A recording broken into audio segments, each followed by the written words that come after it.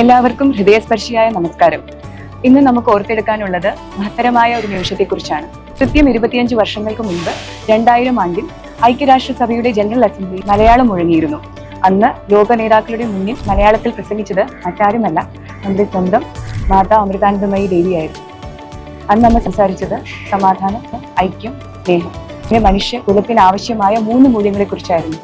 ഈ മൂല്യങ്ങൾ ഇന്നും അത്രയും തന്നെ പ്രസക്തമാണ്. അതുകൊണ്ടാണ് നാം ഈ ചരിത്ര നിമിഷം ആഘോഷിക്കാൻ ഒരുങ്ങിയിരിക്കുന്നത്. ഈ അവസരത്തിൽ അമ്മയുടെ ആ സന്ദേശം പകർന്നു കൊടുക്കാൻ അമൃത സർവകലാശാല ഒരുക്കിയിരിക്കുന്നു മനോഹരമായ ഒരു വേദി. ഒരു ലോകം, ഒരു ഹൃദയം. എഴുത്ത്, ക്വിസ്, പെയിന്റിംഗ്, സർഗശക്തിയും ബുദ്ധിശക്തിയും മാറ്റുരയ്ക്കാനുള്ള 3 വേദികൾ. 8ാം ക്ലാസ് മുതൽ +2 വരെയുള്ള എല്ലാ വിദ്യാർത്ഥികൾക്കും ഇതിന്റെ ഭാഗമാകാം. ഇത് നിങ്ങളുടെ കഴിവുകൾ തെളിയിക്കാനുള്ള ഒരു സുവർണ അവസരമാണ്. വിജയികൾക്ക് ലഭിക്കുക 15 ലക്ഷം രൂപയുടെ സമ്മാനങ്ങളാണ്. ഒരുമിച്ച് നമുക്ക് ഉയർന്നു പറയാം, ഒരു ലോകം, ഒരു ഹൃദയം.